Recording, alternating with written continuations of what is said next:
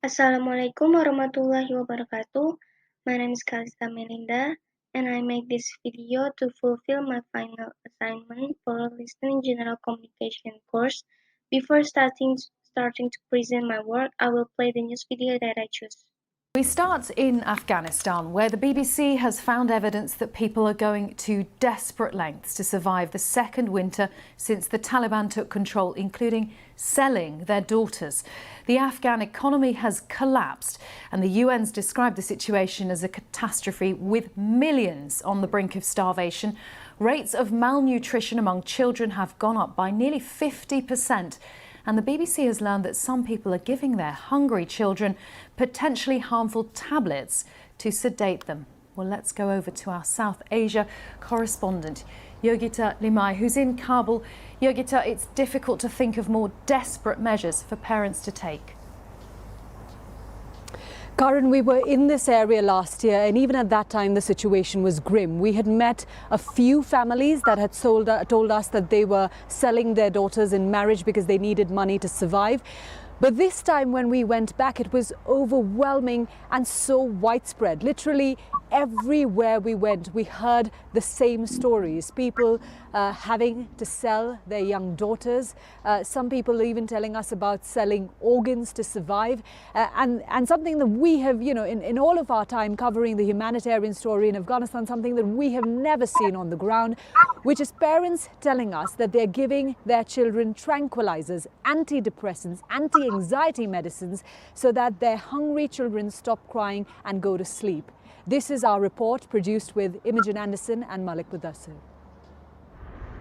Just outside Herat live tens of thousands, displaced by years of war and natural disasters. A second winter since the economy collapsed. In each home, a story of acute hunger. They came to us, wanting to be heard. We were shocked by what they said.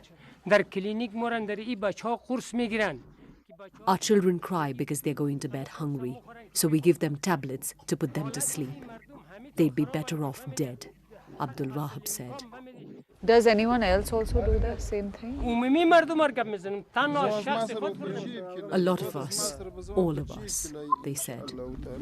Ghulam Hazrat was carrying the tablets with him. They were tranquilizers. Others later also showed us antidepressants they give their children. In the market, you can get 5 tablets for the price of 1 piece of bread. Ghulam said he gives it to his 1-year-old.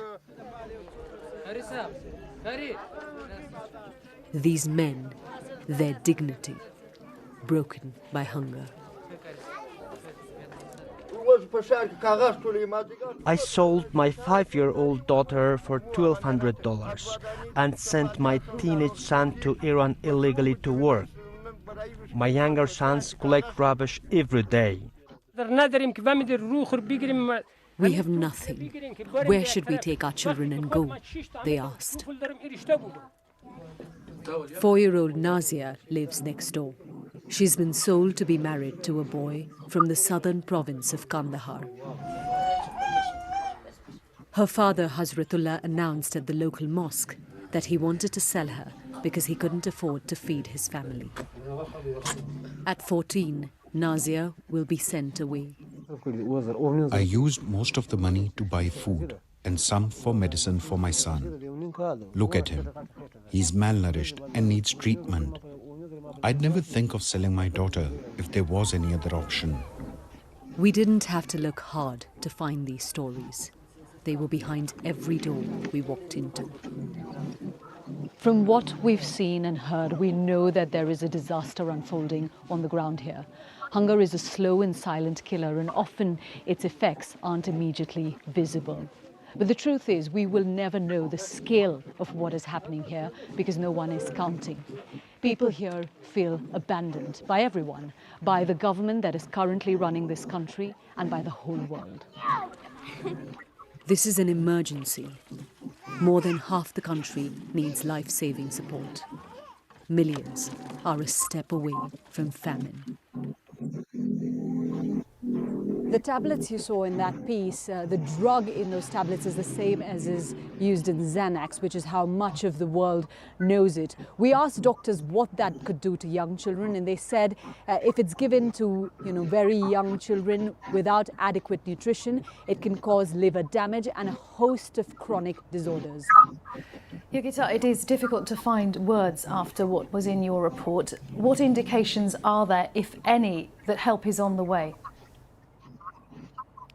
Well, current humanitarian agencies are able to operate on the ground, but most of them at the moment for their work in Afghanistan are underfunded.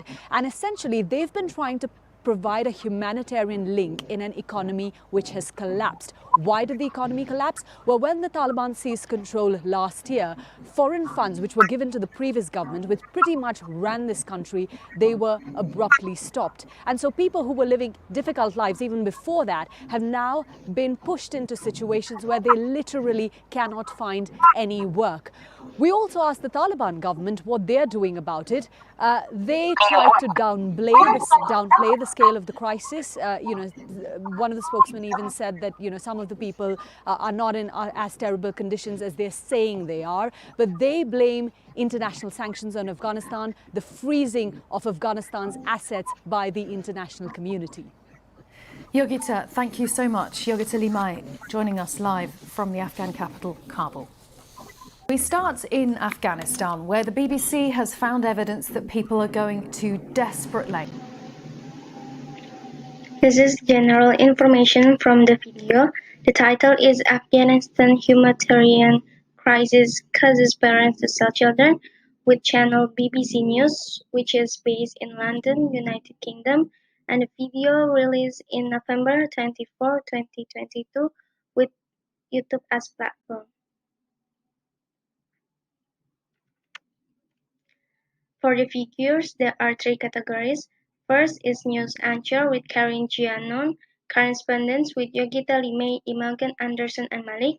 Then actually, Imogen Anderson and Malik don't appear in this video, but we can know from Yogita said that they took part in reporting the condition in Afghanistan.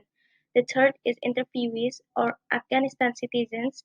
There are Abdullah, Nizamuddin, and Hazratullah. The setting.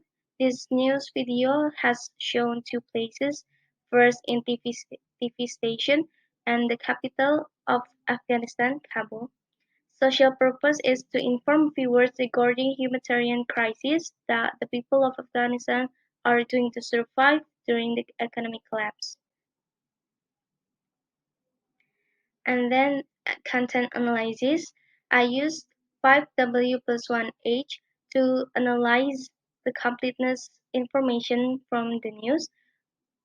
The first question is what incident that happened in the news video. The second, where the incident occurred. The third is who is involved in the incident. And then the fourth, when the incident started to happen. The fifth, why this incident could happen. The sixth, how is the chronology of this incident. And this is the complement question. How does the Taliban government respond about this incident, and how antidepressant tablets effect on children? For the grammar, I was analyzed the tenses. There are simple present with the example we give them tablets to put them to sleep. There are also present perfect with example the Afghanistan economy has collapsed. Present continuous with the examples people are giving their hungry children potentially harmful tablets to sedate them. And the last one is simple past with the example we were in this area last year, and even at that time the situation was grim. And then this is one of language features that usually in use is using action verb. There are two types. The first one is verb 1 and verb 2. The The verb 1 there are sell, give, collect, work, and put. And from the verb 2 is there are saw, met, sold, used, sent, and came.